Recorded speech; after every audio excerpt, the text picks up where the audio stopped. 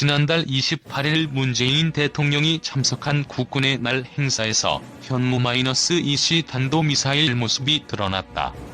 현무-2C가 시험 발사가 아닌 공개 행사에서 선보인 것은 이번이 처음이다. 현무-2C는 한국군의 무기 가운데 가장 사거리가 길다. 800km까지 날아갈 수 있다. 북한 전역을 사정권 안에 둘 수 있다.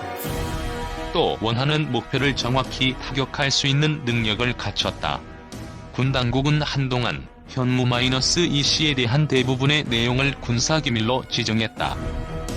그러나 문 대통령이 지난 6월 23일 시험 발사를 참관하면서 연내 전력화가 목표라는 사실 등 대략적 내용이 알려졌다. 그러나 현무-2C는 물론 예의, 입위 등 현무-2 가문 삼형제에 대한 출생의 비밀은 아직 베일에 쌓여있다. 그런데 최근 그 비밀을 풀 실마리가 나왔다.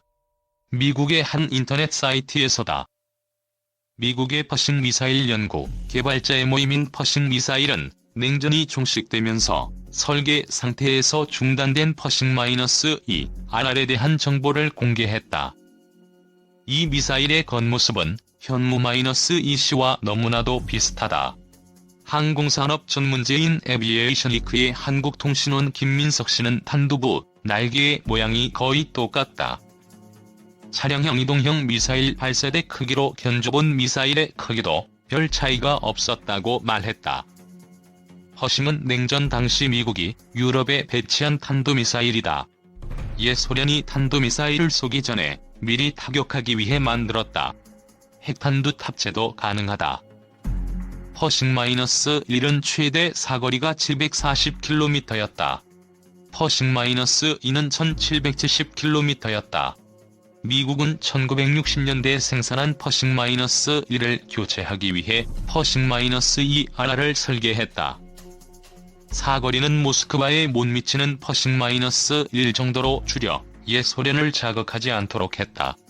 그러나 미국은 퍼싱-2 RR은 물론 기존 배치한 퍼싱 미사일은 미소의 중거리 핵전력 조약에 따라 모두 폐기했다. 왜 두 미사일이 서로 닮았을까? 김민석 통신원은 적어도 국방과학연구소가 퍼싱-2 RR을 모방하거나 미국으로부터 기술적인 조언을 들었을 가능성이 있다고 추정했다. 군 소식통은 현무나 퍼싱 모두 지금 타격 수단이라는 공통점 때문에 우연히 모양이 같아질 수 있다면서도 그러나 정확도를 높이기 위해 탄두부의 레이더를 다는 등 세부적 사항에서 두 미사일의 공통점이 너무 많다고 말했다. 2009년 재미동포가 한국에 군사기술과 무기를 밀수출하려다 적발된 적이 있다. 그 무렵 미국의 퍼싱 미사일 기술이 함께 들어오지 않았나 하는 견해도 제시된다. 이에 대해 군 관계자는 현무 미사일에 대한 사항은 확인해 줄 수 없다고 말했다. 반면 현무-2A와 2B는 러시아의 단거리 미사일 이스칸다르와 비슷하다는 분석이다. 두 미사일의 최대 속도도 비슷할 것으로 추정된다. 또 적이 유격을 피하기 위해 회피기동하는 성능을 둘 다 모두 보유했다. 그래서 한국과 러시아의 기술 협력 끝에 각각 한국의 현무-2A, B와 러시아의 이스칸다르가 탄생한 게 아니냐는 의견도 나온다. 이 역시 군 당국은 확인해 줄 수 없다고 말했다. 오른손에 미 사드, 왼손인 러시아 S-400 기술을 이용해 국방력 높이는 한국의 딜레마. 한미 국방당국이 8일 한국 내 사드 배치를 결정한 가운데 한러 양국의 러시아 군사무기 기술 교류에 관심이 모아지고 있다.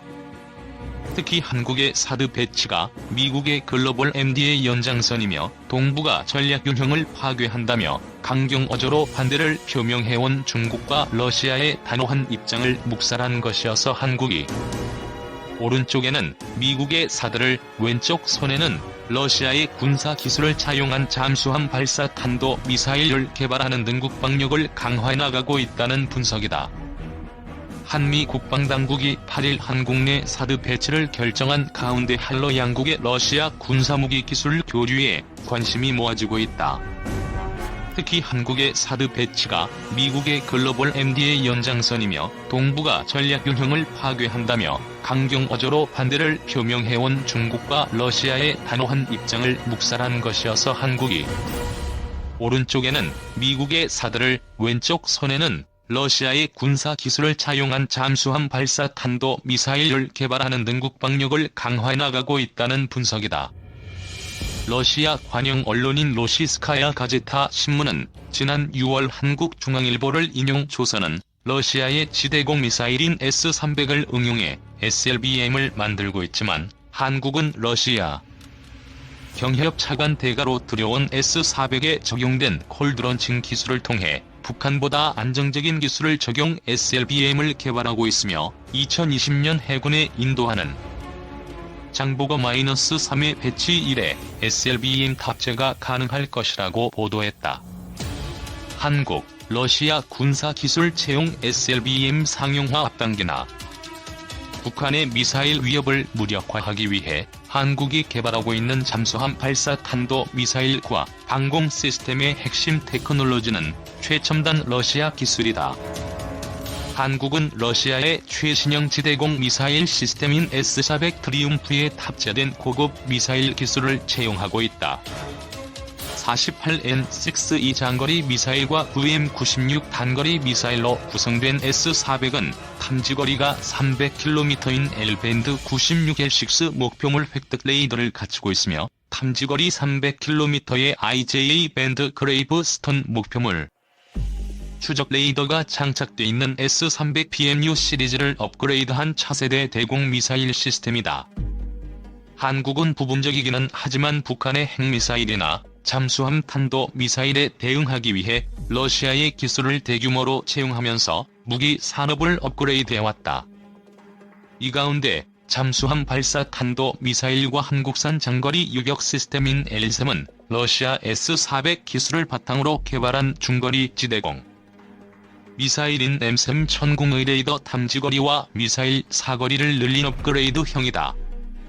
결과적으로 한국이 개발하는 중장거리 지대공 미사일 시스템의 일정 부분은 러시아의 S-400 빚을 지고 있는 셈이다. 현재 한국은 러시아제 S-300 미사일 기술을 SLBM에 도입하고 있는 북한보다 더 높은 수준을 기대하고 있다. 러시아와 중국의 로켓 전문가들은 한국의 로켓 개발 기술이 북한에 비해 10년가량 뒤처져 있다고 평가해왔다. 나로호 발사에서 알 수 있듯 한국은 1단계 발사체 개발 능력이 없다.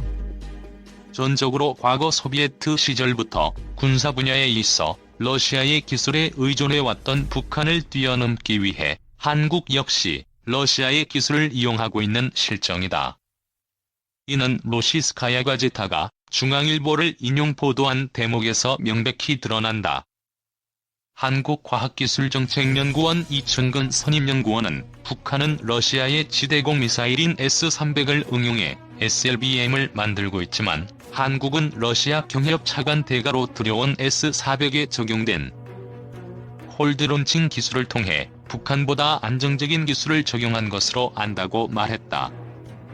화약이 아닌 가스압 발사 방식으로 수면 위에서 미사일을 점화시키는 콜드론칭은 SLBM의 가장 핵심적인 기술로 S-400의 기술을 적용한 것이다. 한국 최초로 독자 설계하고 건조한 장보고3는 배수량이 3,000톤으로 지난 2012년 12월 대우조선해양과 상세 설계 및 함 건조 계약을 체결하고 설계를 진행해왔으며 장보고3 1번함을 2014년 11월에 착공했다. 여기에 장착되는 미사일은 콜드론칭 기술이 접목된 것으로 미사일이 일정한 고도에 도달할 때까지 로켓 엔진이 점화하지 않는다. 한국 언론에 따르면 한국 해군 보유 무기는 현재 잠수함 발사 순항 미사일이 포함돼 있다. 그렇지만 북한이 시험 발사로 단중 장거리 로켓의 잠수함 발사 탄도 미사일까지 보유하고 있다는 사실이 확실시돼 한국 국방부는 대응 차원에서 SLBM 보유에 촉각을 곤두세우고 있다. 러 S-400 기초, 한국이 자체 생산한 M3 지대공 미사일 기존의 대한민국 공군의 주력 중거리 지대공 미사일로 운용 중인 미사일은 미국 레이시온사 호크 미사일과 나이키 허큘리스 미사일이 1950년대에 개발된 미사일뿐이었다. 육군의 방공무기로 천마 대공 미사일과 비호 자주 대공포 같은 시스템이 이미 개발돼 배치가 이루어지고 있으나 두 체계 모두 육군의 야전 방공 체계이며 공군의 방공 체계와는 구분된다. 이에 대한민국 공군은 호크 미사일 체계 대체용으로 사거리 40km급 중거리 중고도 방공 미사일을 개발하기로 했다. 천궁 M3은 대한민국의 국방과학연구소가 개발한 중거리 지대공 유도 미사일이다. 1999년 개발이 시작됐는데 초기 러시아제 S-400 지대공 미사일 기술이 도입됐다.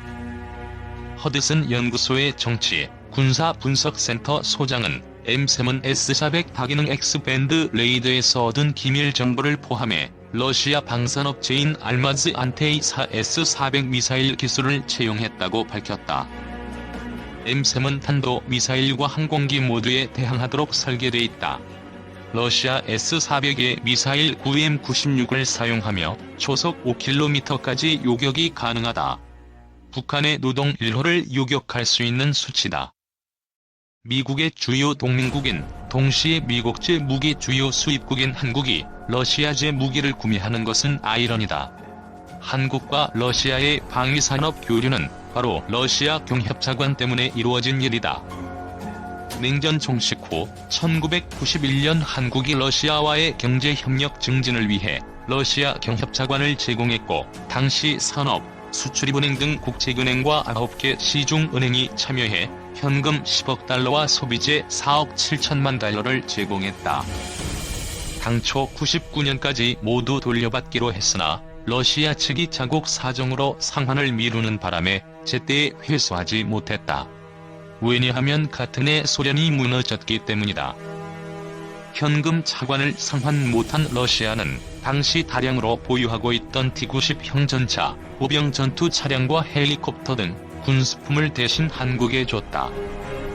그러나 한국군이 고급 군수품의 지급을 환영했다고 해도 서울은 기성의 무기 플랫폼 수입을 계속하기를 원치 않았다. 첫째, 한국은 미국의 군수 물자를 대규모로 수입하고 있었고 러시아산 무기는 미국산과 융화가 잘 안됐다. 이 밖에도 한국은 당시 군수 산업을 세계적인 수준으로 높이고 싶어 했다. 한국이 미국과 동맹을 강화하고 사드 배치가 결정된 이 마당에서 러시아는 한국으로의 군사기술 유출이나 이전을 막기 위해 더욱 고심할 것이다. 러시아의 최첨단 기술이 미국에 넘어가서는 안 되기 때문이다. 러시아가 미국의 F-22, 나 F-25 같은 스텔스 전투기를 우려하지 않는 이유는 러시아 방공 시스템에 포획되기 때문이다. S-400은 제5세대 전투기의 위협을 무력화하는 데 어느 정도 성공했다고 볼 수 있다. 한국이 S-400의 기밀을 미국에 유출하는 것은 러시아나 중국의 방공 시스템을 무력화할 수 있다. 이 때문에 한국의 사드 배치를 두고 중국과 러시아가 크게 우려하는 것이다. 가령 1976년에 극베리의 미그 25 전투기를 타고 소련 조종사가 망명한 사건이 있었다. 결과적으로 러시아는 상당한 비용을 투자하면서 전투기의 세레이더 및 미사일 시스템을 개발할 수밖에 없었다. 기술 유출이 얼마나 큰 장애인지 상기시키는 대목이다. 생각해보자. 한국의 S-400을 기초로 만들어진 M3과 미국의 미사일 방어 시스템이 통합되면 러시아는 잠재적으로 자국산 미사일을 타겟으로 지정해야 하는 시나리오가 나올 수 있다. 그렇기 때문에 현재 러시아는 첨단 미사일 방어체계 S-500을 실전 배치하기 위해 분주하다. 차세대 미사일 시스템인 러시아가 초속 7km의 속도로 날아오는 대륙간 탄도미사일 핵탄두를 10개까지 탐지해 요격할 수 있는 최첨단 미사일 시스템이다. 한반도 사드 배치 결정.